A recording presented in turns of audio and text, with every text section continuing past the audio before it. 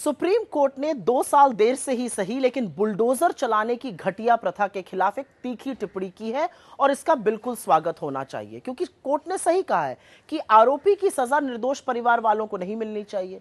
पर आखिर ये बुलडोजर का पूरा बवंडर है क्या, किसके ऊपर चलता है, कब चलता है, क्यों चलता है, ये कौन निर्धारित कर रहा है?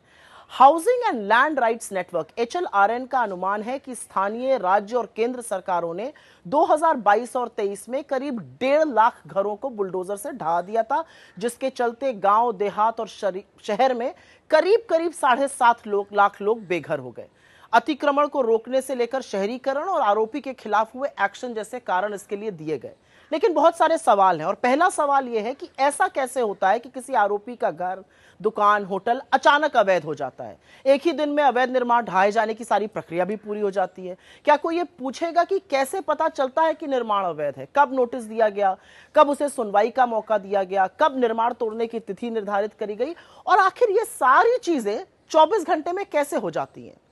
लेकिन सच यह है कि अधिकांश जगह बुलडोजर निरंकुश सरकारें नफरत की आंधी को हवा देने के लिए चला रही हैं और एक बड़ा कड़वा सच यह है कि अधिकांश जगह बुलडोजर मुसलमानों के घरों पर चलाए जाते हैं। असल में बुलडोजर बर्बरता का प्रतीक है, कानून व्यवस्था की धज्जियां उड़ाता है और कोर्ट कचहरियों पर एक करारा तमाचा है।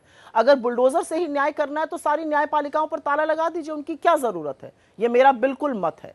सवाल यह भी है कि अगर सरकारें बकैती में बुलडोजर से कुछ लोगों के घर धड़ल्ले से ढहाती हैं तो बाकी गुंडों के खिलाफ उनको सांप क्यों सूंघ जाता है? एक आरोपी के घर पर बुलडोजर चलेगा, दूसरे पर नहीं चलेगा। एक बस्ती उजड़ेगी, दूसरे के सामने जाकर बुलडोजर रुक जाएगा। तो क्या आरोपी का धर्म यह निश्चित करता है कि बुलडोजर कहां चलेगा? सजा आरोपी को मिलनी चाहिए, उसके घर के बाकी बेकसूरों को क्यों मिलती है? बुजुर्गों को, बच्चों के सिर से क्यों छत और साया उठाया जाता है? यह ठीक नहीं है और यही कोर्ट भी कह रहा है। बुलडोजर चलाने जैसी गैर कानूनी हरकतें असल में अपराधी करते हैं, चुने हुए मुख्यमंत्री नहीं। इसीलिए बुलडोजर वाले बाबा और उनकी इस बर्बरता की नकल करते हुए बीजेपी के तमाम कठपुतलियां प्रशासन कीजिए पाप नहीं, क्योंकि घर हिंदू को हो या मुसलमान का, बनवाने में एक उम्र लग जाती है।